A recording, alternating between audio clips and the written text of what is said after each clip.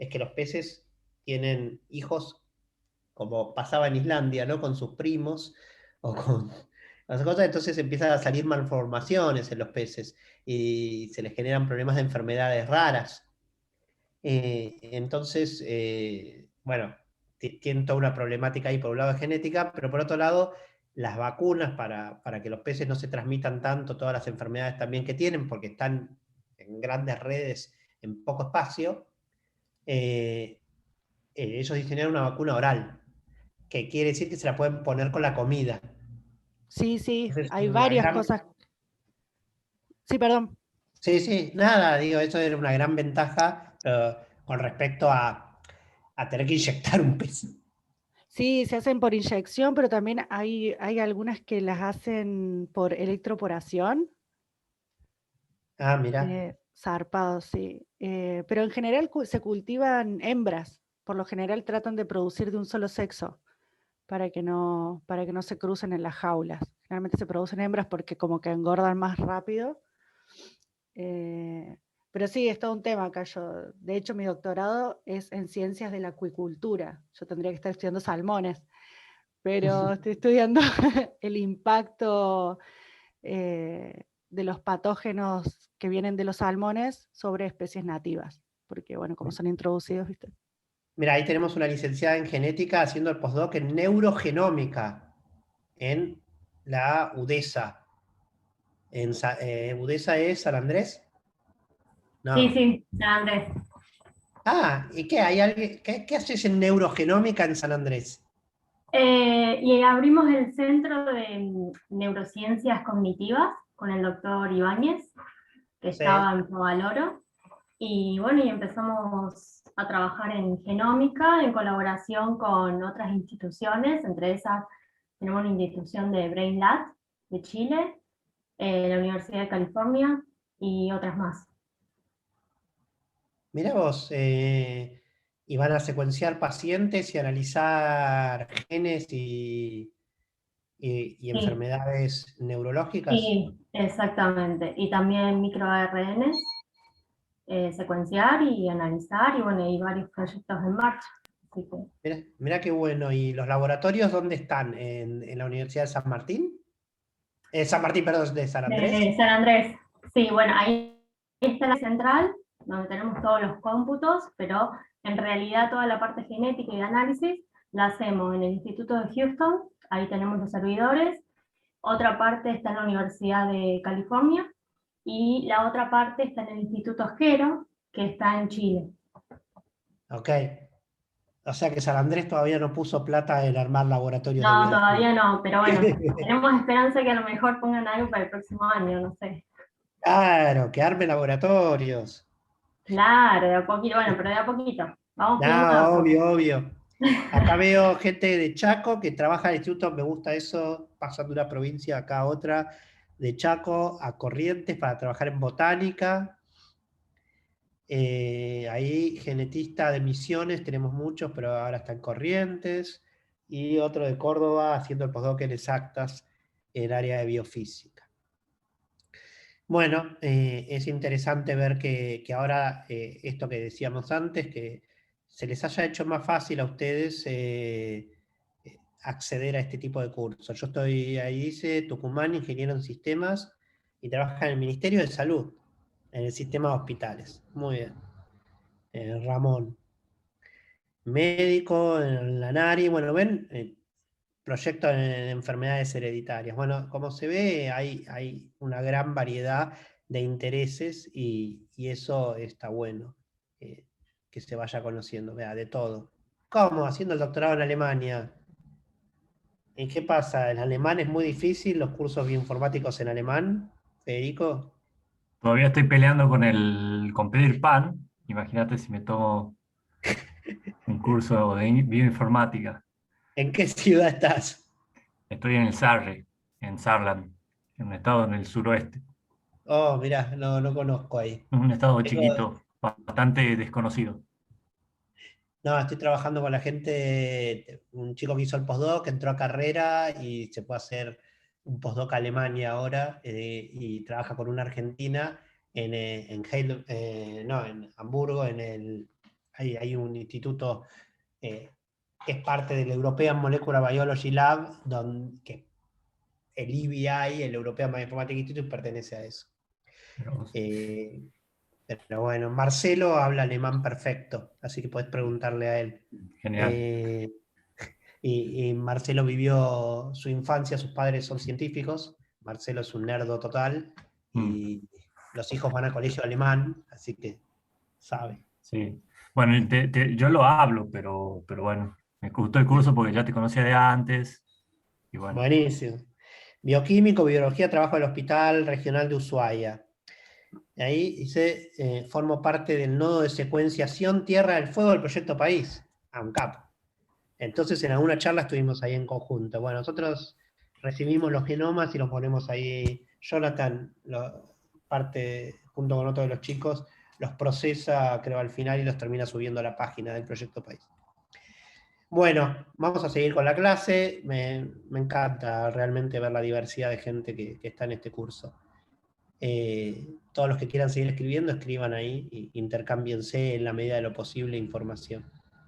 Está bueno que sepan y que se vayan sabiendo, porque seguro que alguna interacción va a salir de estas cosas. Una de las cosas que más lamento de estos cursos es que antes terminaban todos con una cerveza, con todos los chicos. Bueno, hoy sería una rave ya para el tamaño que tenemos, pero ahí se generaron muchas vinculaciones en los cursos que después siguieron a lo largo de toda la vida de la gente, y eso es una cosa que nos falta ahora. Pero bueno, en la medida de lo posible está bueno que se vayan conociendo y que vayan viendo que atrás de cada una de esas fotitos hay un ser humano, un interés, una carrera y mucha información que cuando la intercambian entre ustedes se torna mucho más valiosa. Yo hablaba de los conceptos antes de la bioinformática, les dije cómo está la organización de la información, les dije que van a tener una clase, digamos, de bases de datos y bancos de datos, porque eso es muy importante y los algoritmos hacen uso continuamente del acceso a bases de datos. Vamos a ver el concepto de algoritmo, vamos a ver cómo es el acceso a la información y vamos a ver un poco de biofísica, que es hasta donde nosotros decidimos llegar en este curso.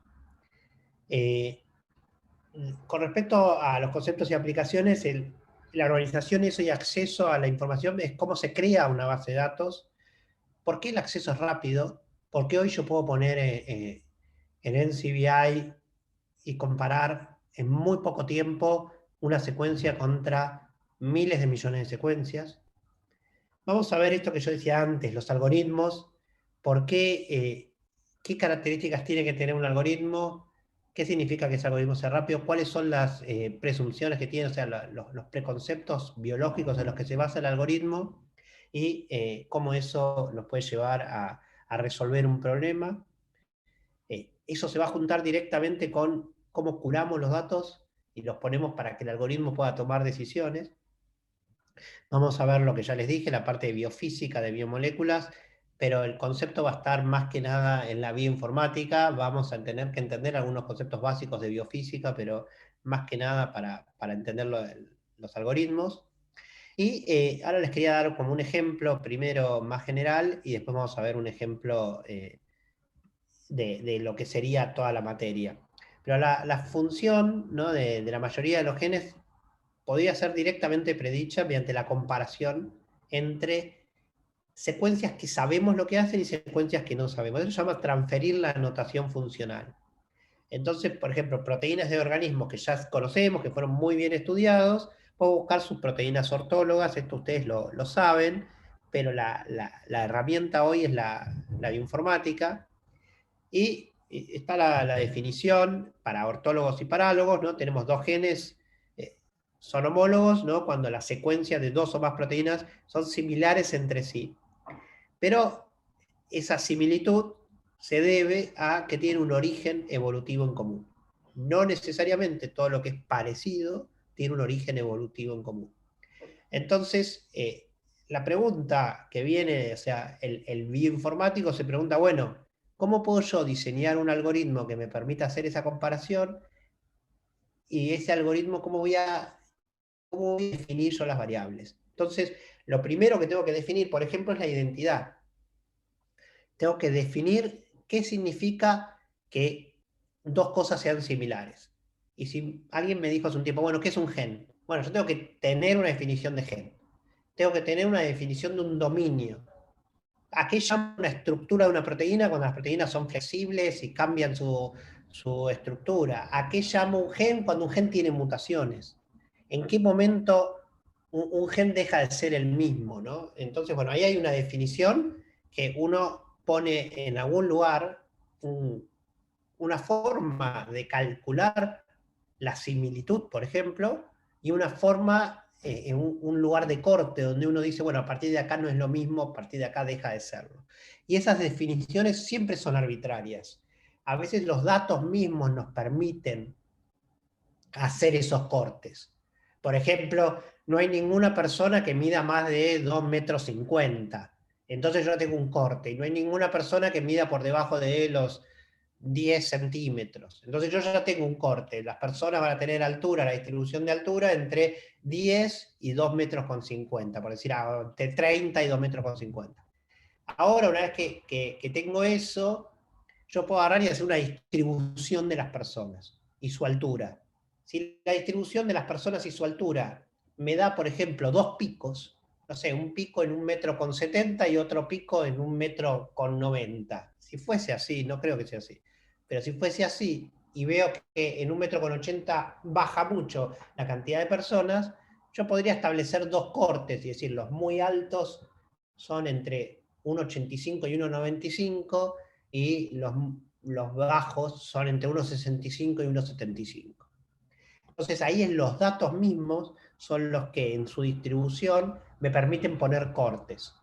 A veces los datos no permiten poner esos cortes y uno toma decisiones pseudo arbitrarias. Por ejemplo, yo digo, las personas de mayor riesgo de tener diabetes son las personas que se encuentran en el 5% de la población de mayor riesgo. Pero quizás la diferencia entre tener mayor riesgo de tener diabetes o tener riesgo intermedio es simplemente una línea de corte. Y ese es un problema grave que pasa todo el tiempo en decisiones arbitrarias que se toman con los algoritmos. Eso lo vimos ahora con el impuesto a las ganancias, por ejemplo. Es una decisión arbitraria donde se corta. Y no hay una distribución que te permita decir, bueno, corto acá y agarro.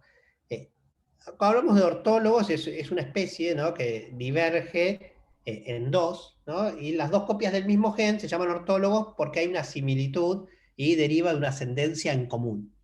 Después, lo que puede empezar a pasar es que eso, si se produce, por ejemplo, dentro del mismo genoma, no es que hay un ortólogo, uno va a un genoma, va a otro, y los compara, si pasa dentro del mismo genoma, lo llama parálogos, y uno cree que tienen la misma función. De vuelta, es una definición entre comillas arbitraria, porque uno ve una determinada similitud. Entonces uno se imagina que dos genes ortólogos deberían tener la misma función. ¿Estamos de acuerdo, chicos, que eso no necesariamente es así? Que uno va a decir que dos genes son ortólogos porque alguien les encontró en determinadas circunstancias, en determinados lugares, que son muy parecidos entre sí, tienen un origen evolutivo en común, y quizás midieron la actividad biológica y parecería ser similar, pero que no necesariamente tiene que ser así, ¿se entiende? Sí. Lo digo porque después nos sorprendemos cuando pasa que hacemos este proceso, ¿no? Decimos ortólogas, si P1 es la proteína más similar a P2, P1 y viceversa, uno puede, por ejemplo, tomar esa definición. ¿Qué hago? Agarro mi gen, el del organismo 1, lo comparo mediante un alineamiento, podemos saber cómo se hace, pero mediante un alineamiento contra todos los genes del organismo 2, me sale que el más similar es el gen P2. Si yo ahora hago lo mismo y pongo P2 contra P1, contra el organismo 1, y encuentro que el más similar es P1, o sea, eso se llama bidirectional best hits, ese algoritmo, porque es bidireccional y dice estos son los mejores hits, Entonces yo digo, bueno, parecerían ser ortólogos. Pero te das cuenta que ahí empiezo yo con una definición. Tengo que decir, si dos genes se parecen mucho en un organismo y ambos son el más similar al otro entre organismos, y aparte digo, por ejemplo, tomo casi todo el gen, por ejemplo, ahí puse un 75% del gen, y que aparte mi algoritmo me dice que se parecen arriba de un umbral de corte, lo llamo ortólogo. Ya se dan cuenta cómo una definición genérica en bioinformática tiene que ser una definición cuantitativa que un algoritmo pueda evaluar, pueda poner y que de vuelta puede fallar más que nada por la definición. El algoritmo va a calcular el alineamiento, te va a decir que cumple con todos los criterios y te va a decir que este es el ortólogo. ¿Me siguen?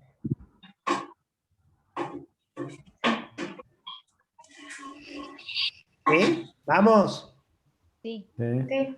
Sí, sí. Ahora, hace un tiempo, ustedes entonces entran a NCBI o a ENA, el el Nucleotide Archive, y acceden a un gen que tiene una determinada notación de función. Entonces alguien hizo hace mucho una clasificación, por ejemplo, de las enzimas. A las enzimas uno las puede clasificar con algo que se llama el EC number. Entonces, ¿qué es lo primero que uno pone? Por ejemplo, el EC number te puede decir si, por ejemplo, la enzima es una proteína, es una enzima. Entonces te dice, ok, ¿no? La primera es una enzima porque, no sé, el colágeno, por ejemplo, o una proteína estructural o un sensor no necesariamente cataliza una reacción, entonces no es una enzima. Entonces, bueno, tenemos una enzima. Pues la enzima puede ser una transferasa. Una transferasa es una enzima que toma un sustrato y se lo transfiere a otro. Entonces la llamamos transferasa. Ahora, la enzima puede ser, aparte de transferasa, puede ser una quinasa, porque toma un fosfato que viene del ATP y se lo transfiere a una proteína. Pero ahora puede ser una quinasa que solamente fosforila tirosinas. Entonces es una tirosin quinasa. ¿Sí? ¿Me siguen?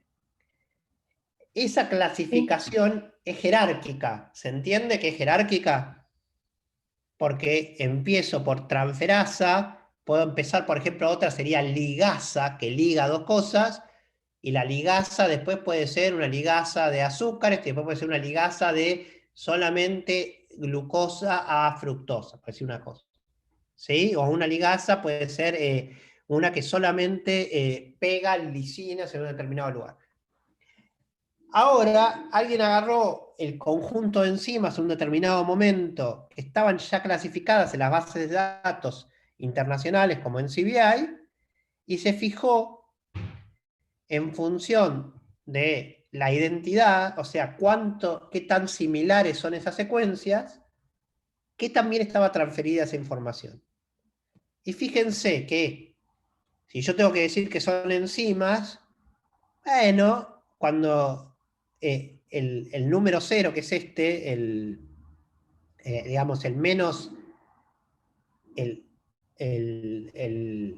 que es súper importante, me termina determinado, perdón, el 4, que me termina determinado todo, cuando tengo una identidad entre secuencias del 95% o más, hasta 85%, medianamente le pego bien a todo. ¿Qué quiere decir?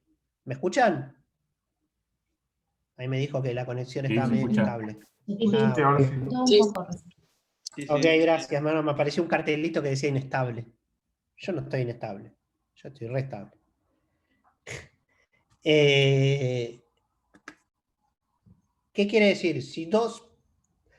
A ver, es muy probable que si uno mira y dice, bueno, dos gemelos idénticos, los ves y decís, seguro son hermanos, ¿no? Ahora, si yo agarro dos hermanos de, por ejemplo, mismo sexo, que es más fácil, es probable que yo diga, son muy parecidos. Ya agarro primos, se hace más difícil, ¿no? Primos segundos probablemente me cueste mucho en mi algoritmo visual determinarlos. Bueno, ese criterio que hicimos antes para definir ortólogos y que poder decir que el gen 1 se parece al otro, empieza a fallar mucho cuando empiezo a bajar en la identidad. Es obvio, pero lo que está diciendo es que muchísimos de los genes de bases de datos que ustedes usan, que fueron determinados por la anotación automática, están mal. Eso quiere decir que apenas, por ejemplo, de vuelta, agarremos el COVID, a Spike probablemente le hayan pegado muy bien, pero saber, porque nadie se puso a expresar la proteína de la fosfatasa, por ejemplo, una DNasa o una proteasa de COVID, nadie en los primeros meses la expresó, la midió cuál era su actividad específica y sabía que era una proteasa que corta solamente determinada secuencia aminoácidica, ¿se entiende? Eso no se sabía. Entonces, ¿cómo se hace? Por bioinformática. Entonces, ¿cómo hago? Y bueno, primero le pego. Para pegar la proteasa tengo muchas chances, pero a medida que la proteína tiene menor identidad con algo conocido, ya se me hace más difícil ir pegándole exactamente la función. Entonces hay que tener muchísimo cuidado porque cuando ustedes analizan un genoma, por ejemplo, se hace un proceso de anotación con algoritmos automáticos, le pone un nombre a cada uno de los genes y lo sube a la base de datos. Quiere decir que ustedes cuando van a comparar y definir un ortólogo, es muy probable que la proteína contra la que le digan que es un ortólogo estuvo mal anotada. ¿Está bien? ¿Me siguen? Sí. Entonces, la función de su proteína va a estar mal. Y solo para ejemplificar esto, a mí me pasó durante mi carrera, nosotros cuando analizamos el genoma de una bacteria de la Antártida, lo que querían era que identifiquemos, sacamos un subsidio con un laboratorio, a mí siempre me gustó la parte de transferencia, entonces eso me motivaba, para encontrar enzimas que pudiesen funcionar en frío. ¿Por qué es importante que funcionen en frío? Bueno, porque enzimas que necesitan, por ejemplo, catalizar reacciones para la industria, sin necesidad de llevarlo a 40 grados, 35 grados, 30 grados, 25 grados, es mejor, porque no, la actividad enzimática, si es muy buena alrededor de 10 grados, bueno, no tengo que hacer un montón de procesos caros. Entonces, nosotros buscamos también en esa bacteria proteínas de las cuales no se supiera su función. ¿Por qué? Porque queríamos descubrir proteínas de actividades nuevas y cosas nuevas. Cuando empezamos a trabajar, queríamos identificar esas proteínas, hicimos todo un algoritmo bioinformático que era, bueno, que no se parezca a nada conocido, que sea diferente, que nadie haya predicho su estructura. Eran todas unas cosas, eran todos algoritmos que iban buscando, en vez de lo conocido, que nos íbamos sacando todo lo que la bioinformática permitía descubrir. Y llegamos a un punto y dijimos, bueno, estos genes. Ahí los expresamos a los genes, hicimos el experimento. Yo no lo hice, lo hicieron los colaboradores del Instituto Leloir. Ahora, en el proceso, mientras nosotros trabajábamos, unos chinos identificaron un gen que se parecía al nuestro. Entonces, si al principio no podíamos encontrarle función, durante el trabajo le encontramos función. Y decía que era una proteína del fotosistema de las plantas. Entonces, la definición venía de ahí. ¿Por qué? Porque se parecía a eso. Pero después nosotros descubrimos que era una fosfatasa y que cumplía otras funciones. Entonces terminó cambiándose el nombre a esa familia de proteínas y ampliándoselo. ¿Por qué? Porque la ciencia fue cambiando. Entonces, los algoritmos nos decían al principio que era una cosa y después nos dijo que era otra. Entonces, al principio nos dijo que no era nada. Se llamaba una proteína protein of unknown function. No era la definición. Y de hecho hay veces que uno hasta puede decir es un posible gen, porque uno ni siquiera, o sea, el algoritmo bioinformático me dijo, hay una zona en ese genoma que dice que ahí hay una proteína. ¿Sí? Pero no necesariamente eso es una proteína. ¿Por qué?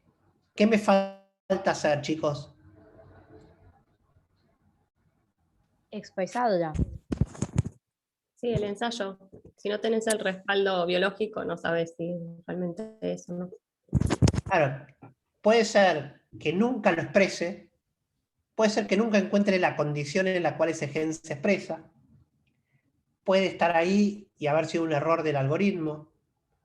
Entonces, recuerden que todo este proceso que nosotros vamos a ir viendo a lo largo de la materia está plagado de errores. Y los errores no suelen venir, yo lavo las culpas a los informáticos, no suelen venir del algoritmo en sí como proceso informático, sino suelen venir de estas definiciones que hacemos. Adrián, ¿te hago una consulta? Claro. Yo, bueno, hace poco tuve que subir una secuencia GenBank, fue bastante dolor de cabeza. Yo no la ensamblé, pero viendo todas las cosas que se tienen que hacer, me llama la atención que ahora se está justamente secuenciando tanto COVID. ¿Te ha pasado de encontrar secuencias mal anotadas o de tener dudas de secuencias que hayan subido en otros países, de que no estén bien secuenciadas y demás? Porque hay como muchas Obvio. secuencias. 100%. 100%. Claro. De hecho, estamos poniendo, ahora tenemos un proyecto todo latinoamericano para secuenciar COVID y lo que estamos tratando es de subir solo secuencias de alta calidad. Claro. Entonces se va a poner plata, digamos, en tratar de que asegurarnos que las secuencias que estamos leyendo son de alta calidad, que el ensamblado le creemos mucho a lo que está ahí, y hay zonas, no te olvides que, después lo vamos a ver, pero todo esto siempre es un experimento. Obvio. Entonces, en el experimento biológico, vos levantás ADN. Cuando levantás ADN, a veces pones props, o sea, pones oligos, pones algo diseñado para levantar una zona. Y ahí hay una eficiencia, por ejemplo, el kit. Entonces, Obvio. lo que nosotros detectamos analizando varios kits, yo no, se puso a hacer otro, ¿no? Yo no lo hice, pero digo, me sumo al éxito de la gente, qué sé yo. Pero lo que detectaron los científicos es, según el kit que se utilizó, hay zonas que se leen mal. Claro. Y esas zonas que se leen mal está. Por ejemplo, uno de los problemas graves que tenemos en genómica humana es lo que se llaman los pseudogenes. El proceso, por ejemplo, son dos genes parálogos, son dos genes que hacen lo mismo, supuestamente, son casi iguales. Entonces, si yo no leo, por ejemplo, imagínense que un gen, voy a hacer chiquito, ¿no? Tenga 5.000 pares de bases, ¿no? Idealmente, supónganse que los dos genes están uno pegado al otro. Entonces yo tengo que leer 10.000 pares de bases, ¿sí? ¿Me siguen? Si yo leo Sí. 10.000 pares de bases todas juntas, puedo diferenciar el gen 1 del gen 2, porque lo leí entero. Entonces, supónganse que el gen 1 y el gen 2 solamente difieren en 2 pares de bases. Entonces, yo leí todo y voy a decir, bueno, este es el gen 1 y este es el gen 2. Y lo leí entero. Ahora imagínense que en vez de leer entero, yo leo de a pedacitos de 100 pares de bases. Yo ahora tengo todas palabritas de 100 pares de bases que son todas iguales. ¿Cómo sé si corresponden al gen 1 o al gen 2? Y justo imagínense, ¿me siguen ahí? Yo no puedo saber si son del gen 1 o del gen 2. ¿Se entiende? Sí, Sí. Ahora, sí. imagínense ahí que esa persona justo me interesa saber si tiene una mutación en uno de los dos genes. ¿Cómo hago yo para agarrar ese pedacito para decir y decir, ¿en realidad pertenece al gen 2 o es una mutante del gen 1? Claro. Entonces, esas son problemáticas que salen directamente de los algoritmos. Es diferente a esta, donde lo que hay es un error a veces en el experimento o el algoritmo está tomando una mala decisión, pero digo cómo, incluso con el mejor algoritmo posible, se genera errores. ¿Por qué? Porque, bueno, uno viene del experimento, viene de las cosas. Entonces, continuamente hay que ir mejorando ese tipo de problemáticas y hay que ir trabajando. De hecho, una anécdota, digamos, con respecto a esto es, yo venía trabajando, nosotros desarrollamos mucho software para analizar patógenos, ¿no? Como COVID. En un momento, un colega mío que vive en Brasil analizó schistosoma, ¿no? El genoma de un gusano que era schistosomiasis.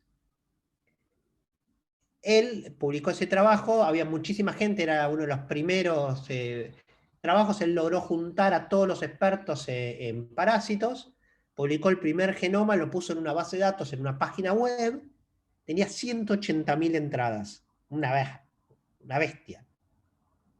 Era el genoma de referencia. Cuando agarró el paper, la persona había publicado que uno de los lugares donde se debería atacar más importantes era una MAP quinasa, una quinasa del genoma del gusanito.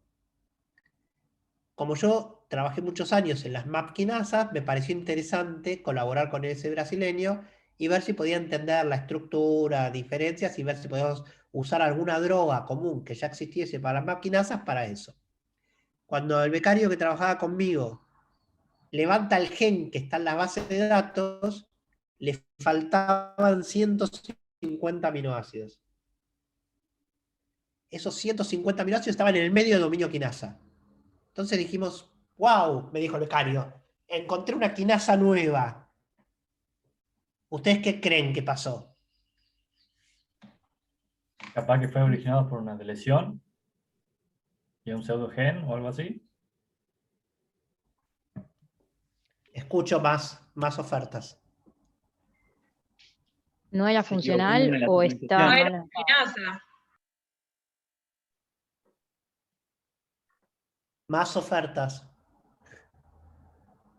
Vamos, todavía tengo 113 personas ahí, dale. Saco 3 docentes, hay 100 seguro. Quizás era un dominio que todavía no se había estudiado de una misma proteína. Estaba mal ensamblado. Bueno, me quedo con la última, estaba mal. ¿Saben lo que pasó? El algoritmo que estamos de acuerdo que es una célula eucariota. ¿Qué pasa en las células eucariotas? Splicing. Splicing.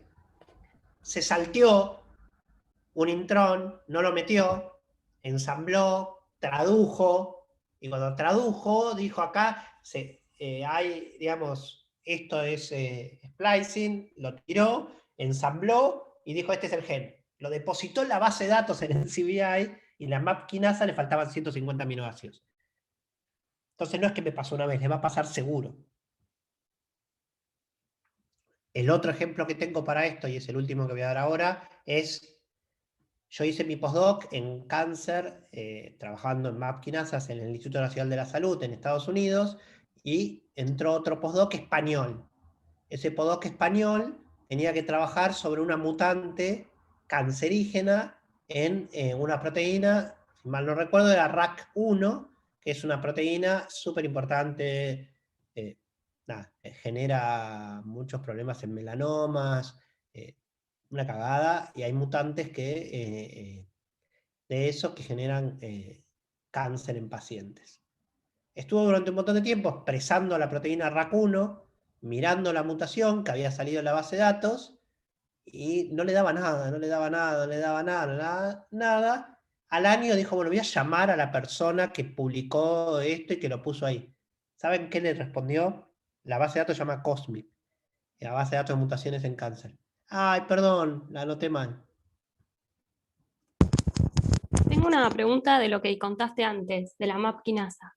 ¿Cómo se dieron cuenta? ¿Fueron al genoma y ahí reconocieron un sitio que era, ¿cómo llegaron a la conclusión de que había leído mal el sitio, que no era un sitio de splicing? ¿Cómo hicimos? Chicos, algo me dijo que perdió. ¿Ustedes dejaron de ver mi clase? No Dice que se inició la sesión con mi cuenta en otro dispositivo. No, se ve. Pero la diapositiva. No, se minimizó la presentación. Bueno, a ver, ahí vuelvo, pero está todo bien. Bueno, te cuento lo que hicimos. Lo que hicimos fue, como el error vino, no en el ensamblado del genoma, sino en la anotación sobre la secuencia de ADN, agarramos la secuencia de ADN de una map quinasa humana y en vez de alinear proteína a proteína, alineamos genoma a genoma.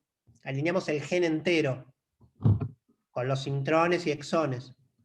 Y en el genoma lo encontramos entero. Claro. Entonces, al ver el gen entero, dijimos, en el genoma está bien. Lo que falló es el algoritmo que predijo dónde empieza o dónde termina el gen. Claro. Buenísimo, gracias. Sí. Bueno, a ver. Ahí volví a la presentación. Ustedes la ven, listo. Sí, sí se las veo. Entonces, ahora vamos a ver un ejemplo de lo que vamos a ver en el curso y ya los dejo con...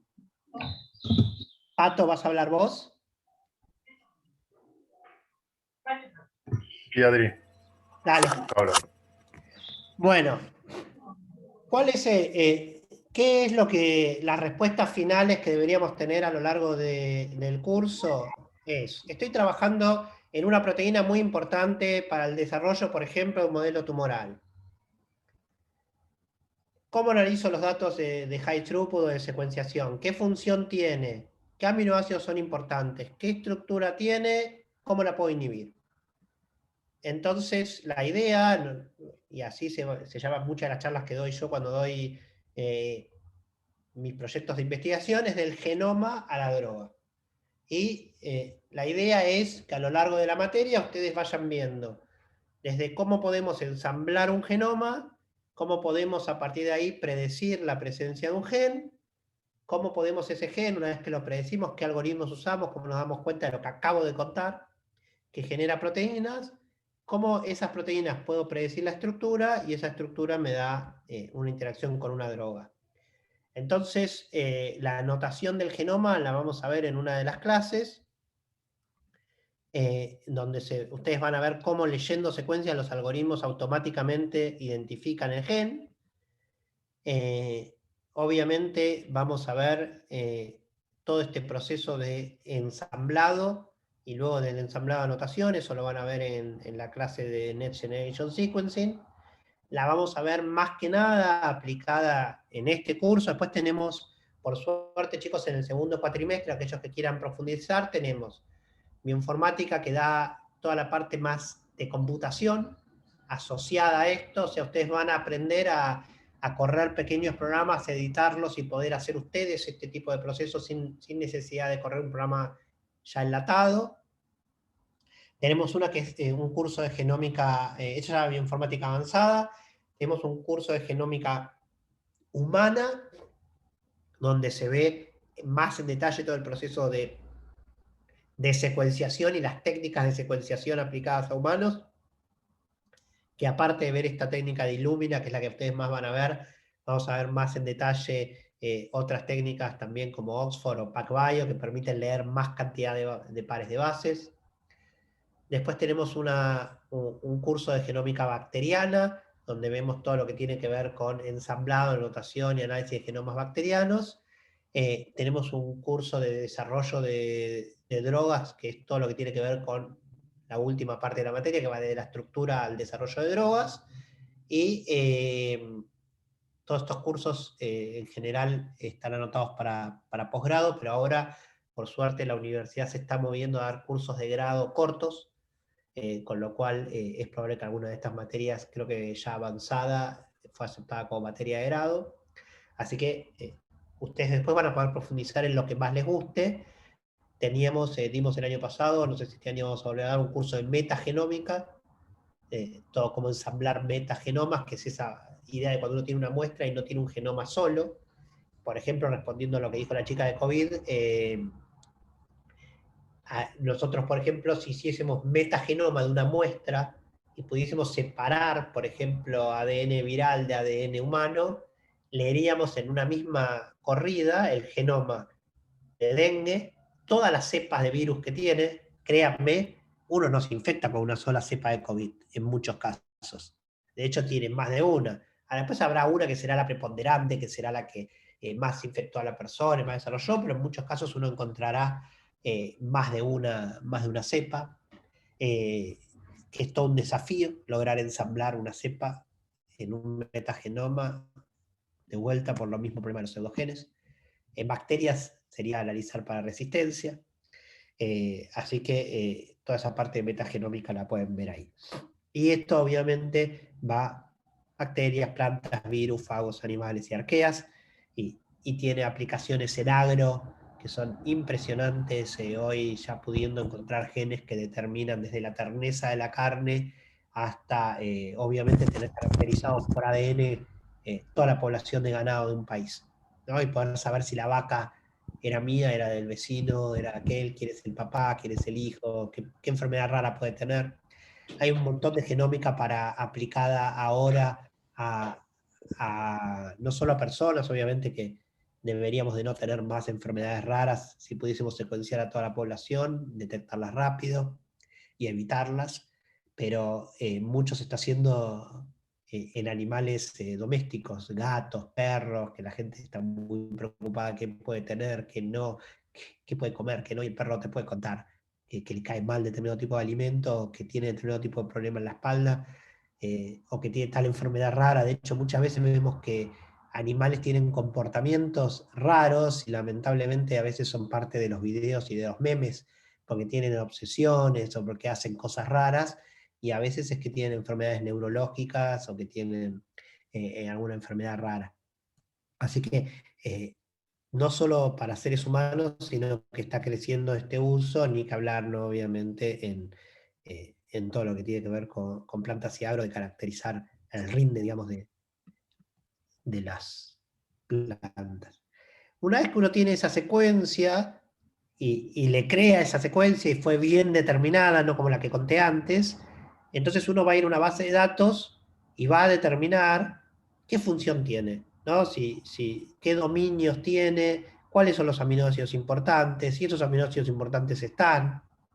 Porque puede ser, por ejemplo, en este caso a mí me encantan las quinasas, entonces si puede ser una quinasa, una pseudoquinasa, una proteinquinasa, una serin-proteinquinasa, todo eso va a depender de eso, de analizar esos motivos, de encontrar las funciones, de poder tratar de definir para qué está cada uno de los aminoácidos, cuáles tienen que ver con unión ATP, cuáles tienen que ver con interacción con otras proteínas, cuáles tienen que ver con problemas que nos sirven para desarrollar una droga, cuáles tienen que ver con que la mutación es cancerígena, cuáles tienen que ver con que hay mutaciones que son solo estructurales. Y eso se ve mucho cuando vamos a trabajar con las bases de datos secundarias, que a partir de alineamiento de proteínas nos permiten identificar los aminoácidos importantes. En general, los aminoácidos importantes para la función general de una familia están altamente conservados. Entonces, esa conservación de esos aminoácidos nos permite identificar los que son importantes. En muchos casos, esos aminoácidos fueron mutados experimentalmente, y entonces sabemos que, por ejemplo, la quinasa no quinasea, cuando se le muta determinado tipo de residuos, entonces los llamamos como residuos esenciales para la función. Y generalmente van a estar altamente conservados. Si yo puedo identificar una quinasa que justo no tenga ese aminoácido, entonces la llamaré pseudoquinasa. ¿Por qué? Porque se parecen toda una quinasa, pero no lo es. ¿Por qué? Porque no tiene la capacidad de quinasear. Y obviamente, idealmente, uno siempre, cuando va a trabajar con una, la va a querer poner dentro de la especie en similitud, cuáles se parecen más a otras. Eso generalmente ustedes ya lo vieron, lo que es construir un árbol filogenético, pero lo que vamos a entender es cómo los algoritmos a partir de identidad pueden hacer eso. Y la última parte es, una vez que tenemos eso, bueno, si predecimos eso es ese gen, ¿cómo podemos compararlo ahora utilizando el análisis estructural? Y en ese análisis estructural vamos a ver cambios entre una proteína y otra. Entonces yo puedo tener un modelo y en rojo estará lo que cambió más y en azul lo que cambió menos. Y eso tiene que ver con que hay mutaciones que producen cambios que pueden o sacarle un bolsillo o cambiarle una función o dejarla más rígida. Todos esos cambios son altamente relevantes después, por ejemplo, en cáncer. Finalmente, cómo manejamos drogas y podemos tratar de encontrar esas drogas que se unan a esa proteína, ¿qué algoritmos podemos utilizar para eso? Entonces, si yo puedo encontrar drogas, puedo tener una estructura que vino de la información del gen, puedo identificar en dónde se une y al mismo tiempo puedo, por ejemplo, entender cómo se une, por ejemplo, a esa droga o cómo se une al cofactor ATP. Puedo identificar una interacción que es súper, súper importante para la función. Y bueno, si esa mutación aparece, ese aminoácido que era importante aparece mutado en otras, puedo llegar a predecir que alguien tenga un tipo de cáncer, o puedo llegar a predecir, por ejemplo, que esa proteína hace otra cosa con respecto a la que yo conocía. Y esto hoy es lo que yo les estuve contando, digamos, durante toda la clase, es la última slide, es que yo tengo una secuencia, y hoy lo estoy haciendo continuamente para genomas enteros de pacientes, y tengo que analizar millones de variantes, y para cada una de esas variantes tengo que saber si va a ser patogénica o no, tengo que saber si puede afectar o no. Yo lo estoy contando en humanos, pero lo mismo se debería aplicar a plantas, a bacterias, o a arqueas, o a fagos, o virus. Todo lo que nosotros analicemos, por ejemplo, en vez de lo que llamamos metagenoma, existe el metaviroma, donde leemos todos los virus, gente que se especializa solamente en fagos.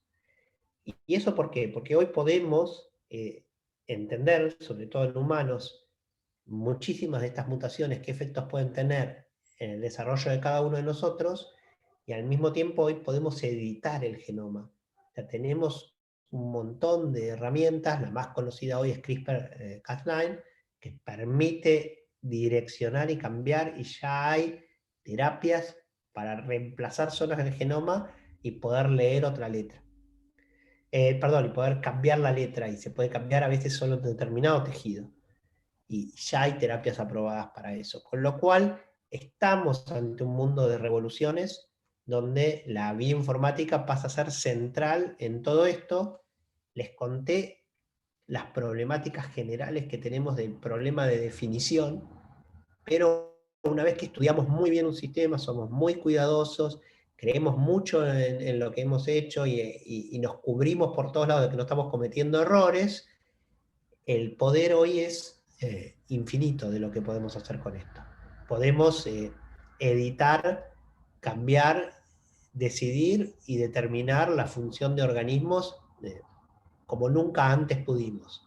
¿Qué es lo que está faltando? Bueno, está faltando el realmente cruzar esa barrera con la efectividad que uno quiere, porque bueno, nadie quiere, por ejemplo, que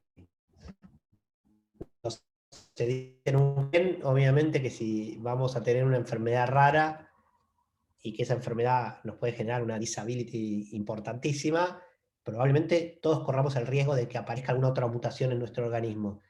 Pero yo, por ejemplo, soy intolerante a la lactosa y no me voy a someter a una mutación de CRISPR-Cas9, qué sé yo, que quizás pueda alterar mis neuronas y puede generarme una enfermedad neurodegenerativa, ¿no? Entonces, el proceso, como les dije antes, por el cual hoy no avanzamos en la genómica de la manera en la que ustedes, solamente escuchándome a mí y con un poquito de viveza, se les podrían ocurrir millones de aplicaciones. Hoy hay millones de empresas chiquitas, startups o de laboratorios proponiendo aplicaciones de todo tipo con esto de la bioinformática. La razón por la cual esto no llega es justamente por lo complejo de la información biológica y el cuidado que tenemos que tener en las conclusiones que sacamos. Pero es una cuestión, ya si quieren ahí, sociológica, ¿no? La tecnología está al alcance de la mano de ustedes, chicos. Hoy con una computadora pueden descubrir cosas increíbles, y creo Pato seguramente leyó un montón de papers en los cuales alguien, sentado en su computadora sin hacer ningún experimento, se bajó datos de otros y descubrió cosas novedosas e increíbles utilizando estos algoritmos. siempre bien cuidados, ¿no? Obviamente. Por eso, siempre yo les voy a contar el yin y el yang, ¿no? Les cuento el yin, que está fabuloso, que realmente podemos curar personas como nunca antes, estamos diagnosticando gente todo el tiempo, estamos produciendo plantas que hacen cosas increíbles, estamos entendiendo, por ejemplo, ahora a mí me fascina por qué la cafeína sin taza de la yerba mate le permite hacer determinada cantidad de cafeína y no el café, y no el girasol, y podemos entender preguntas muy básicas a partir de la genómica. Yang es obvio, todo el tiempo hay errores, todo el tiempo estos datos están mal curados, la biología siempre es más compleja, siempre nos sorprende, hay que tener mucho cuidado.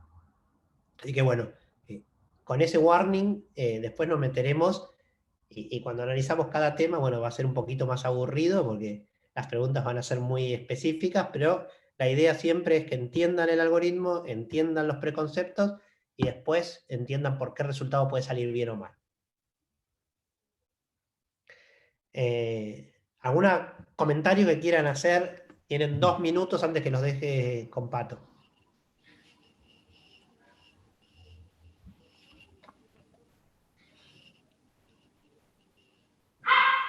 Quieren irse a comer los 115, Pato. Bien. ¿Se entendió? Una pregunta respecto Sí. bibliografía, sobre si hay una bibliografía central, un eje de la materia. Teníamos algunos libros que cubrían muchos de los temas, porque en general siempre dejamos, ¿no, Pato? Ahí yo me olvido cuál es. Tendría que estar ahí en el programa del curso, probablemente hay un listado, ahora no recuerdo, pero podemos agregar algunas referencias. Lo que pasa es que está como muy disperso, ¿no? En las temáticas, no hay como un libro único, Claro. pero sí hay libros como para sugerir de lectura, seguro. En general lo que pasa con los libros es que justamente como hoy ustedes pueden acceder, antes uno se compraba un libro y trataba de que ese libro fuese su cabecera y estaba. Y hoy encontrás lo mejor en internet, en tiempos cortos, y de la temática que te interesa. Entonces cada vez recomendamos menos como un libro específico, porque de hecho el libro con el que yo estudié ya tiene datos que ya son viejos, y pasa eso todo el tiempo. Entonces lo mejor a veces es, podemos sugerir alguno, pero la realidad es que ustedes encuentran mejor y más rápido información puntual, y bueno, pues la pueden contrastar con lo que tenemos ahí. Y de hecho, creo que la mejor manera de aprender muchas de estas cosas son cuando encuentran aplicaciones online. Tenemos algunas, por ejemplo, para programación dinámica, ¿no, Pato? Que siempre a veces les cuesta, y alguien hizo un algoritmo que directamente les calcula todo, ¿viste? Como si fuese diagonalizar una matriz. Te lo calcula todo, diagonalizar la matriz, que al final entendés el algoritmo porque lo repetís muchas veces, lo pensás en la cabeza, lo ves al programita y decís, ya está, ya lo entendí. Así que en general ese es el camino que recomendamos. Ok.